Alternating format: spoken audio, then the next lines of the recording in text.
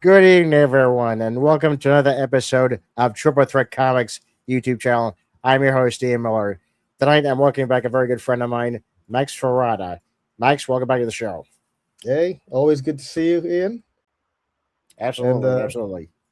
yeah, liking the new backdrop, invaders, and yeah, Thanks it's for bars. Yeah, yeah, this is actually a Looney Tunes poster. This was when the Warner Brothers store was still in business in Manhattan. the Warner Brothers store. Yeah, they actually had a Warner Brothers store back in the 90s. Oh, It was a big right, right, store. right. Yeah. So that's long gone then, right? It hasn't Long been gone. in So this for a is while. this is now considered a collectible. Yeah. Well, if they manufactured it as well, then nobody else, yeah, has it. Wow, you got to keep that. Yep, I intend to. It's one of my most Yeah, prized possessions. that is so cool. Hey Vic, how you doing? Hello, Victor. Thanks for stopping by. Yeah, thanks.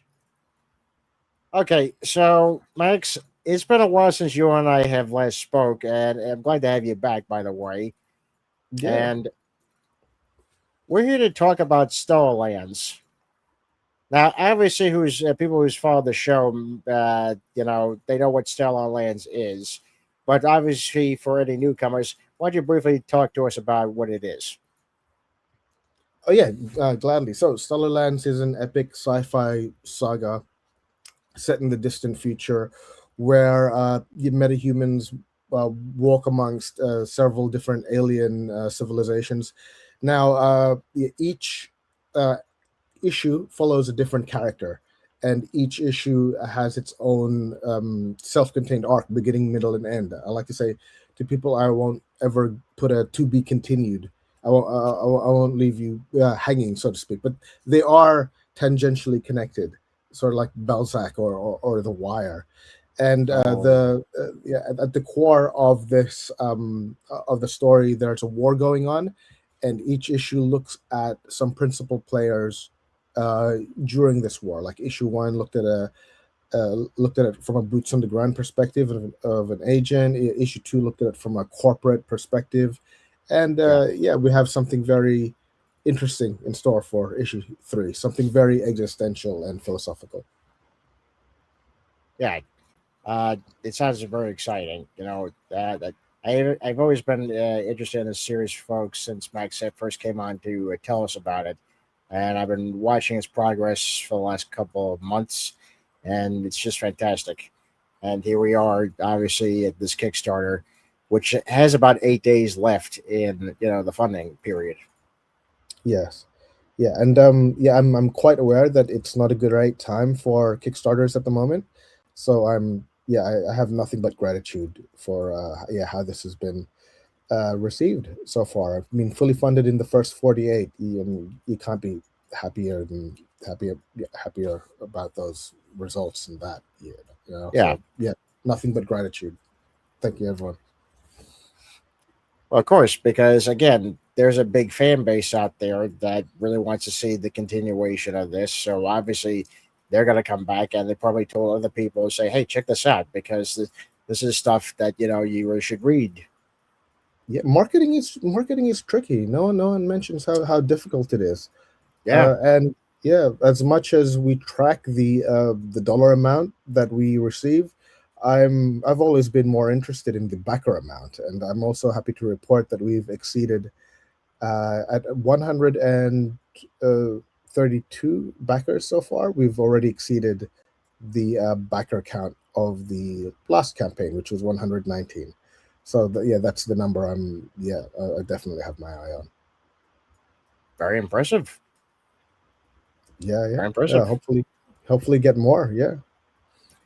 I think you shall. I think you shall. So obviously, this is Stars Land trilogy. Now, does that mean it's gonna be this is the final chapter of the saga, or is it gonna be more? No, absolutely not. I've written. I have 8 issues in mind. I've written 7 already, but my publisher, the good people at Wild North Comics, they're convinced that it's going to go to 9. And the fact that reached, were able to finance 3 issues, is a cause for celebration itself, for giving us a graphic novel, something thick and sexy and with a spine that you could put in your shelf. I mean, who doesn't want that? So it's always been a plan that if we reach a certain number, we're going to take full advantage of its of its page count. We're talking 168 pages here, and I don't know about you, but I like doing this. I mean, there's nothing wrong with doing this, Yeah, but I like doing that. I do as well. I love the physical comics. I mean, for God's sakes, just feeling the physicality of the pages, hearing the pages flipping. Yeah, I yeah. always like that. There's something special about that tactile relationship. I have to say, and we are trying to get people to read physical again, which is why Yeah, we're always going to cons and offering sales. And so if you see us on Kickstarter, consider the physical reward. I would, folks, because again, you really can't beat having the trade paperbacks like this. I mean, yeah, I understand digital. You want to be on the go. I get it, but still, I rather have the actual feel of my hands, don't you? Yeah, absolutely. Well, again, there's advantages. I mean, traveling, forget about it. I mean, you can't, Uh, you can't take a library with you. But if I'm able to do it, I'll my first priority is going to be physical copies.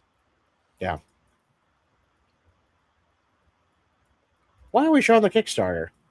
Yeah, let's do it. All right.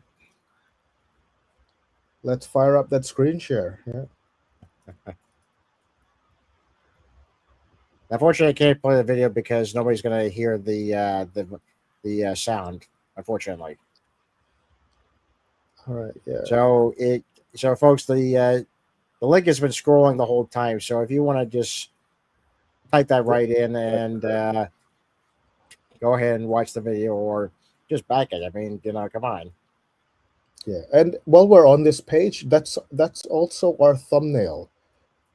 Which you need, because when you go to Kickstarter, you'll see all the different campaigns side by side. Yeah, So it goes to show the importance, the vitalness of a solid thumbnail that would stick out. And this cover art is from artist from the same publishing umbrella. His name is Ken Gallagher, and I just love his. I mean, look at the detail on those tentacles. It's just yeah, absolutely crazy, very textural. So shout out to Ken Gallagher. yeah. That would be a great 3D image if you think about it. Because Oh the yeah, tentacles, popping out, and then you're seeing the hero obviously in the horizon point. You're like, wow, oh it really we have phenomenal, really phenomenal. yeah, we have it on holographic print. That's one of the rewards. So I'm really Ooh, glad you pointed that out. Yeah, yeah, and that's one of our favorite panels. yeah, Yeah, the illustrated by Ben Worrell, who couldn't be here today. But as you can see, it's like if you look close, you can see that the character is crying, yeah. and it's been said on by multiple reviewers and online readers that the both issues made them cry, and that's always been a sort of concomitant, because the most important thing of any artistic work is emotion, is your Yeah, emotional relationship to it. And if the fact that it hit you right in the feels, that's a mission, that's a mission reached, that's a goal achieved. absolutely. Because the issue on a hoist has to have that hook. Not just the hook of the story, but also an emotional hook that we can identify with the characters. That's a good term, definitely. Yeah, an emotional hook at the beginning and an emotional payoff at the end. Yeah, the payoff always, it has to be a good payoff. Yeah, because it lingers with you. That's the yeah that's the aim. Yeah, to have it stay with you. Yeah, Yeah, and again, more gorgeous sci-fi art from Ben, and yeah, this particular scene shows several mini ships docking on a abandoned space station. uh, Yeah, another crucial plot point in the story. yeah. Ben, we definitely have to have you on at some point. Just talk about this because this is really stunning artwork. Yeah, yeah, oh yeah, we lucked out with Ben. Yeah, no doubt about it. Yeah, Yeah, and yeah, if you read that, it covers what we were talking about earlier on the podcast, which is different characters from different rungs in the sci-fi social strata are isolated and examined and are their own main characters in their own respective issues. And now we're fantastic. at that section where it shows my IPI award, the Independent Publishing Book Award, and that's particularly special because that is not just a comic book award, that's a book award. And so we have a comic book standing, shoulder to shoulder, sharing shelf space with traditional chapter novels, and it's always been a major uh, mission. It's always been a major task of mine to be one of the indie works that aspires for legitimacy of not just the comic medium but of the superhero medium Yeah. as a form of literature, and it is literature. It's not a gateway to literature, as a lot of commentators say. It is literature, and that's yeah, it's something I believe in strongly. Well, congratulations. It's very well deserved. Yeah, thank you very much. Yeah, I was stoked. Yep. And that's yeah, the image at the bottom. That's how that's what the book will look like. It's yeah, 168 pages, about 130 of them are narrative pages. We'll have some cool extras like concept art and forwards, commentaries, and so on. But yeah, that's how it'll look, and yeah, I can't wait to have that all printed and yeah, weighted in my hands, and yeah, and there'll be offers of a holographic cover.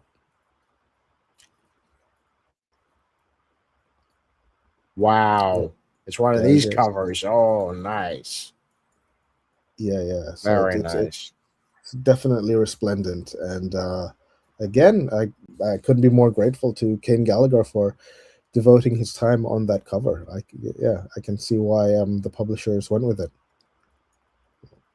Yeah, because it really stands out and it says a lot without saying anything.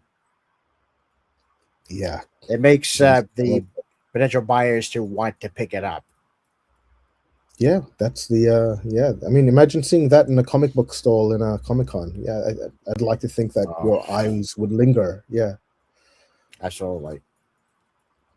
168 pages, huh? Hmm. Yes, yes, yes.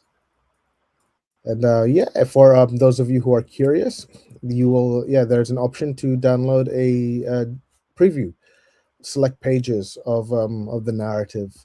Yeah, 68 in total, which is more than the total page count of a lot of graphic novels. So yeah, I mean, we have a huge, dense world to explore, and yeah, this will give you a glimpse, and hopefully you like it. Oh, I can guarantee they will. Yeah, thanks, Ian. That's yeah.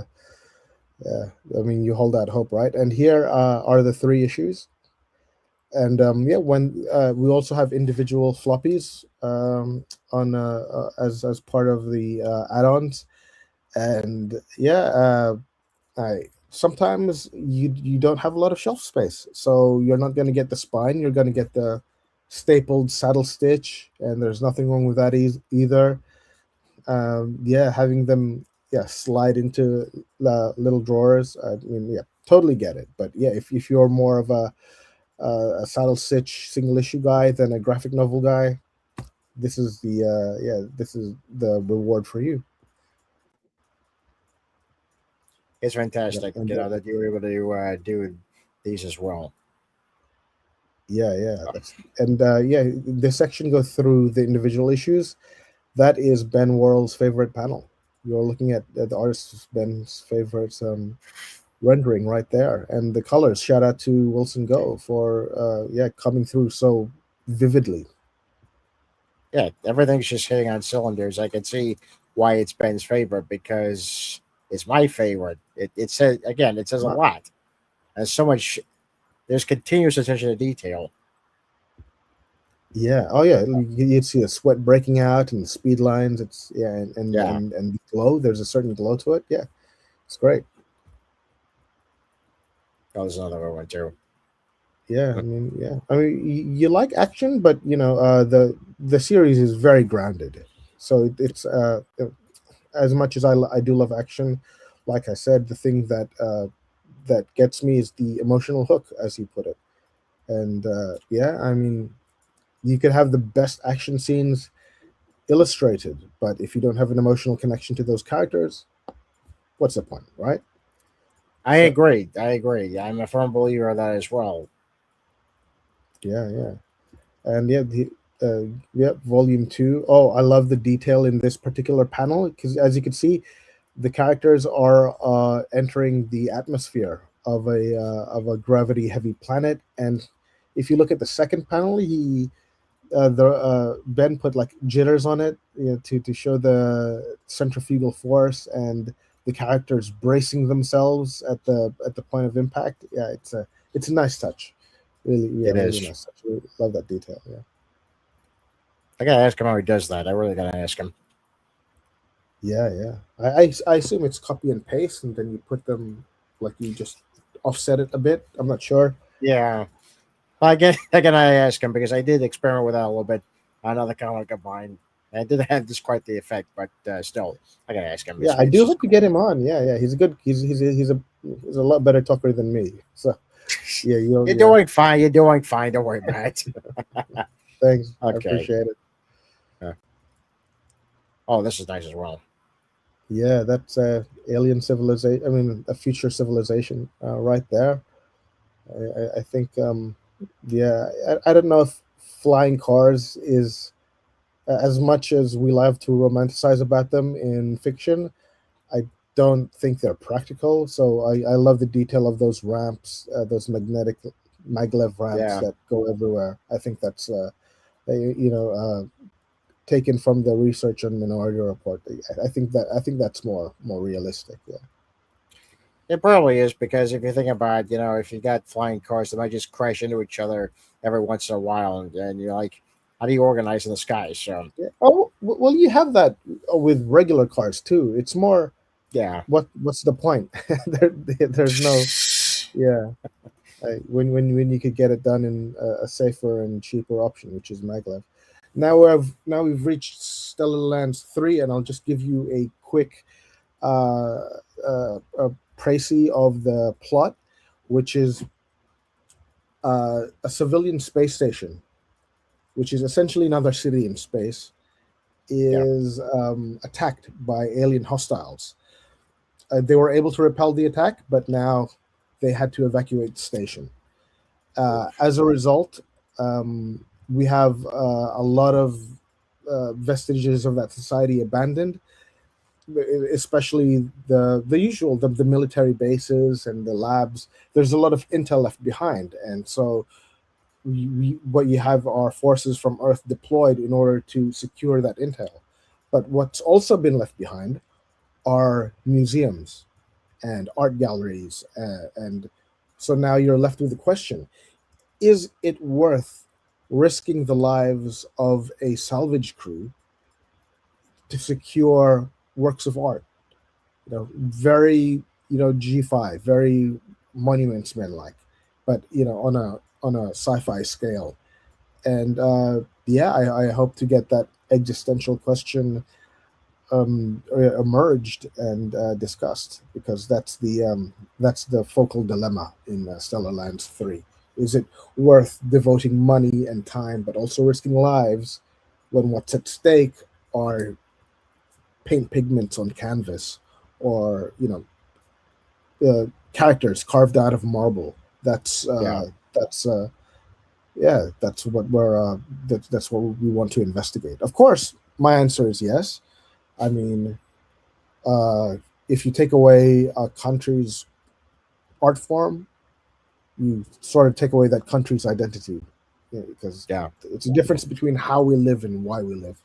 But that's yeah, it, just told vaguely, that's the uh, narrative spine of Stellar Lands 3. You do bring up an interesting point, especially when you just mentioned monuments, man. Because for those of you who don't remember this, that was about a special unit in World War II that went into enemy lines to recover some of the missing pieces of artwork and paintings and even statues, because they wanted to preserve, the culture of Yes, these absolutely. Yeah, places. yeah, So to put this in a futuristic, yeah, setting is actually it does bring up an interesting question. If this did happen in the future, will we preserve the plant's culture? And you just answered the yeah. question in this story. Yes, that you would. Also, would you meet opposition in doing so? Because I can imagine certain proponents of the military being like, "Ah, it's not exactly military intel. It's not exactly espionage secrets." So you're going to, yeah, you're going to encounter those that minimize its vitalness to that Yeah, culture. It is culture, actually. It's not vital to culture. It is culture. And yeah, it's I assume that that's how it would go in real life as well. Like yeah, no one's going to give the same weight to securing a painting as they would, you know, intel. Yeah. yeah. And yeah, that's the page at the bottom that you're coming to now. That is, well, I Wow. think the second page where set, because it's a it's there's a time jump. We go back between 1830s and the future in this particular issue, and what you have is a period accurate diving dress, uh, and the man within coming upon a alien imprint on the ocean bed. Yeah, and yeah, it looks beautiful. I mean, It yeah, does. Ben really nailed it. Yeah, Yeah. And considering I just saw Disclosure Day, it makes sense because those type of designs they look pretty accurate. So yeah. again, I'm Ben, thank debating you. whether to see that. Yeah, yeah. So yeah, is it worth watching Disclosure Day on the big screen, or should I wait It streaming? most no, no, it's always it's definitely worth going on the big screen because you can't experience it just by yourself. You need to experience it with a big audience, and that's what I did, and it was thrilling from beginning to end. Oh, I love doing that with comedies. Yeah, It's quite something to be in a room full of laughing people. But yeah, okay, great. I'll take that under advisement. Yeah, I there's a lot of Spielberg films which I regret not seeing in the big screen, and yeah, yeah, I don't want to make the mistake with yeah, Disclosure Day. Yeah, yeah. This is just fantastic. yeah. His light work, yeah, is truly amazing. Yeah, Yeah, and yeah, who will love Stellar Lands? It's been said on more than one occasion and on more than one podcast. I think you might have said it as well. But Ben's artwork resembles Ryan Otley's in Invincible. yeah, It's been yeah, actually quite a few people have said that, and that is a huge compliment because I love Invincible. Well, the television show anyway. It's just, yeah, it's just incredible. I understand why there's a lot of controversy, not controversy, but a lot of commentary regarding the animation of Invincible in terms of how simple it is. But hey, it works. I'm emotionally invested in the characters, and it's R-rated. It's violent and visceral and oh my gory god, as well. It should be. Yeah, it's so violent and it is so good. The reason why it's simple is because it gives the animators an easier time because can you imagine how difficult it would be to animate Invincible the way it looks in the comic. It'd be Yeah. pretty Oh, you're impossible. gonna triple your team. Yeah. Yeah, Yeah, absolutely. But yeah, how they've done it, yeah, certainly works. And yeah, other influences. Well, the main influence for me isn't isn't a sci-fi item. It's The Wire. I, I like to tell people that I'm obsessed with that show. I should be in some kind of self-help group for Wire for of how obsessed I am with that show. Uh, but yeah, what I love about The Wire is it's grounded. It focuses a lot on bureaucracy, and every season follows a different environment and a different set of characters. A main character in season 2 will be a side character in season 5, and so on. yeah. And that's how similarly Stellar Lands is structured.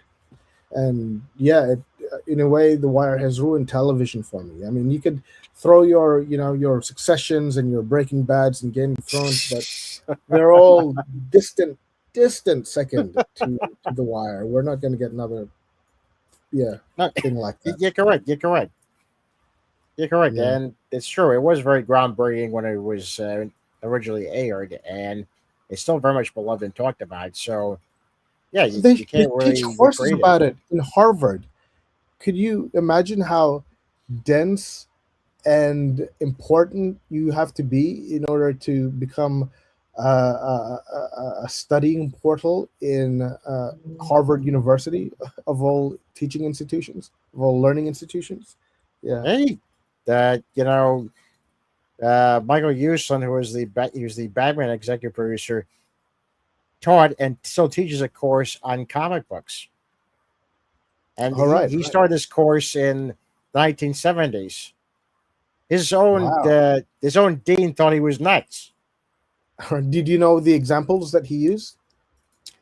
Well, here's what he told me. He told me that when he tried to convince the dean, to do it, be- this is what happened. The dean said, "Mr. Uslan, I love comics. I used to grow up reading Superman. It was my favorite character. But you seriously can't tell me that could be, a serious course." So Michael looks at him and says, "Are you familiar with the story of Moses?" The dean says, "Yes, I am." And Michael asks, "Could you summarize the origin story of Moses?" He said, "Sure." A couple, sends their son in a worker basket down the river, the Nile, who is founded by, a big family, raised them as their own, and becomes a great hero to his people. Michael says, "That's great." And he says, "And you read Superman comics?" The dean's like, "Yeah, I use them all the time." "Okay, well, can you summarize the origin of Superman?" "Sure." Like, Krypton was about to explode. A scientist and his wife put their infant son in a low rocket, which sent him to Earth. He was found by the Kents, who raised him as their own, and the dean stopped him mid sentence. And he just looks at Michael Houston and says, "Mr. Houston, your course is accredited." Nice. Well, that's So, yeah, yeah. yeah.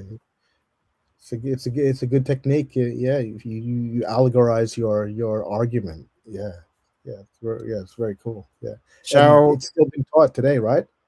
yeah, they're still being taught today. He's still teaching it, and the guy's just fantastic. But it does not surprise me that there is a Harvard course that's studying The Wire, because there's Hmm. not a college in the country that doesn't have a course on comic books, movies, television. Hmm. Yeah, But yeah, yeah, but it's not being studied for a television course. It's being studied in a no, no, no, sociology no. course. Yeah, yeah, That's what I'm talking about. yeah, yeah, yeah, Because we have to understand, the meaning of some of the characters and the meaning about some of the storylines. What's the message? That sort of thing. yeah, yeah.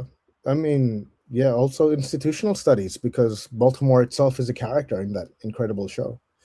Yeah. Yeah. And yeah, others are yeah, other. Oh, I like Influences this. include Andor and so on. Yeah, and shout out to fellow Australian comic creator Alex Major for having drawn this yeah, about the author sketch. And yeah, I like how he put a beard on Ben. I believe he told us during a podcast that he just grew that mustache by as a prank for his wife and put it on Facebook. And Alex must have taken that image and used it as his template. And so from now on, yeah, in these about the author illustrations, Ben will forevermore have a mustache. I don't know how his wife would feel about that, but yeah, Ah, there we go. I hope she get used to it, at least in the illustration form. She may not get used to it, obviously, in the physical form. No, no, Ben doesn't have a mustache. Yeah, I think that was No, a one-off. no. But yeah, yeah,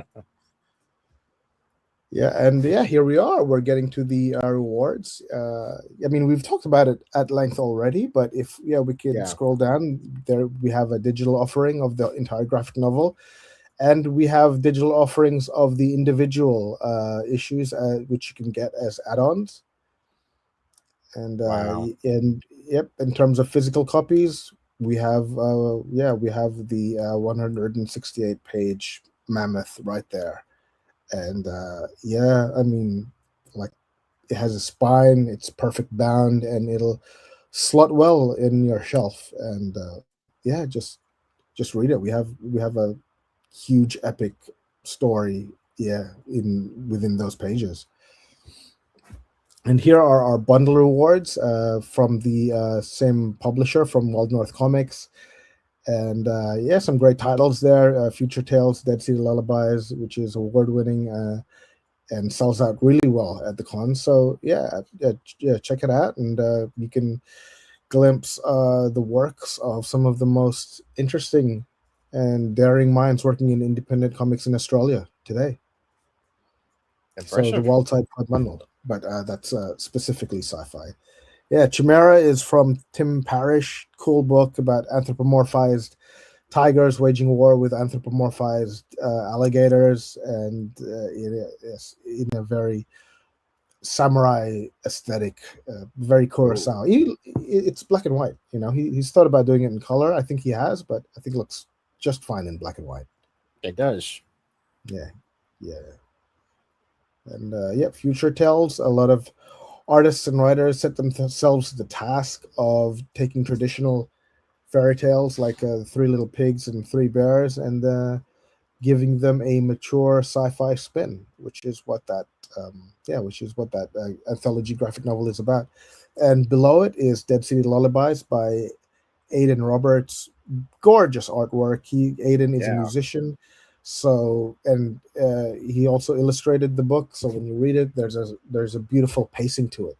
It's almost like flipping through a poem. Yeah, a visual poem almost. The pacing is just great. Wow. And yeah, Martian Funeral. Sorry, from Levin. I haven't read this one, but Levin is an interesting guy. So yeah, yeah, check it out as all part of the bundle. Yep, yep. That's Dark Systems, a new one. Yeah, haven't read that one yet, but the artwork looks great as well. And yeah, Yeah. I love the black spine. And if you want a custom art from a custom work of art from our artist, there is the Patron of the Artist Award from Ben, and that's, I mean, yeah, that's Joseph in the Technicolor Dreamcoat. That's one of his illustrations right there, and yeah, the detail is just, the texture is beautiful. If there's something specific that you want, that's from Ben, something custom. This is the reward for you. I get that deal, folks, as well. Yeah, Wow. yeah, it's beautiful. And we've reached our first stretch goal. SK, who is indie comic guru of sorts, has generously given us his PDF for Terra Olympus, his own sci-fi tale. So that is the first stretch goal. Everybody will get that, uh, regardless of whether you ordered physical or print. This access to this will be granted to you, and we have a second stretch goal if we hit the 10K, and we'll share information about that or if we hit 8K. Cool. Yep, and there's a section here about who Wild North Comics are. They're I guess a boutique publishing firm set in Darwin, and we partnered after I left my previous publisher over fulfillment issues. They were very slow. Again, some people had to wait almost a year, and that's not going to happen with these guys. So I know some of the backers here took a chance on that, and that's not lost on me. So thanks, guys, and we're with some solid people here now at Wild North Comics. Good. Yep, and Oh, here are some of their works. Yeah, I mean, we have that poster printed on our stalls for the Comic Cons, and yes, wow. they definitely get people's attention. Yep, and the usual caveats for all campaigns, and that's about it. So that's what we have in store. So please look it up, and let's hit those numbers. Yeah.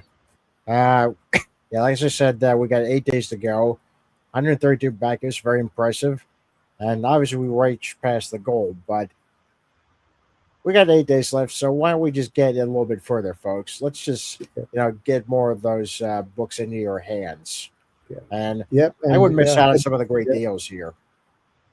yeah. Thank you, Ian. Yeah, and the more we get, the more it's assured that issue 4 happens. Yeah. Yes, I've already got a solid journalist story in mind for issue 4. It's already been written, and if we get more pledges, then that goes straight to production. All right. I certainly can't wait for you, Max. I want to thank you again for coming on and talking to us. And I can't be more thrilled for you that this is coming to fruition as quickly as it is. Yeah, thank you, and also thank you for being one of the podcasts that has guests on and that operates, because I know it's not easy functioning like this, and organizing like this. And to anybody who is thinking about starting a Kickstarter for a comic book, you'll get a spike in the beginning and a spike in the end, and then in the middle there's a sort of period of non-engagement, and that's when podcasts like Ian's comes in the best, because there's nothing like the engagement and the visibility you get from being in podcasts like this. I mean, you could post as much as you want, images on Instagram and self videos and so on, but guesting on podcasts has proven to be the most effective avenue when it comes to being within that valley. So thank you, Ian. And if you're thinking about doing a Kickstarter, search people like Ian out. I mean, find those podcasts and schedule them for that dip. Yeah. Well, thank you for the kind words, Max, because I truly do believe that it's not just my belief, but also I want to see other comic creators like me to succeed. So if there's any way I can help them succeed, then it feels like I'm succeeding. Oh yeah. Thank you so much. Yeah. I mean, you get annoyed at the famine mindset that happens a lot within artistic communities. Like there's only so much mana to give, but I think there's plenty of room at the top. And Yeah. if we all help each other out like this. But not only that, but we just want to tell stories. We want to tell great stories, and yeah, if you like The Wire and sci-fi and metahumans, and if you want to read something that won a book award that can share shelf space with traditional chapter books, do check out Stellarlands. Yeah. And back at today. Yeah, back it today. That'd be great. Well, folks, we're close to that time. Just a couple of things. I'm definitely going to be launching my Kickstarter for Codename Hunter next month. I'll let you know when the pre-launch date actually is as soon as I finish it. I'm almost done with cleaning up the issue 5 pages. So I'm gonna send it off to my inker this week. So hopefully, you guys have very exciting news.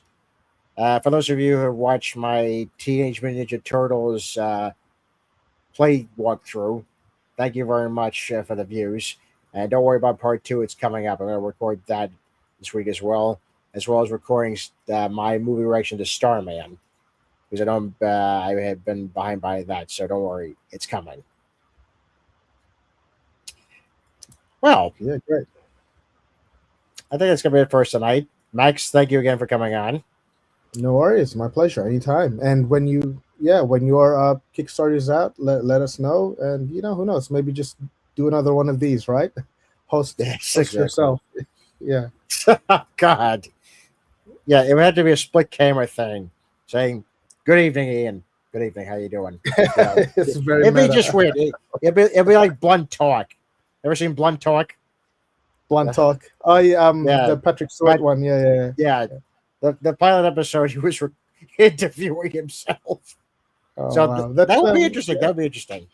that's a deep If I cut could, there. That's not a popular show. So yeah, yeah, awesome. Yeah. yeah. Like I said, that's it for us, folks. I'm Ian Miller, and this has been Turbo Threat Comics YouTube channel. Have yourselves a great night.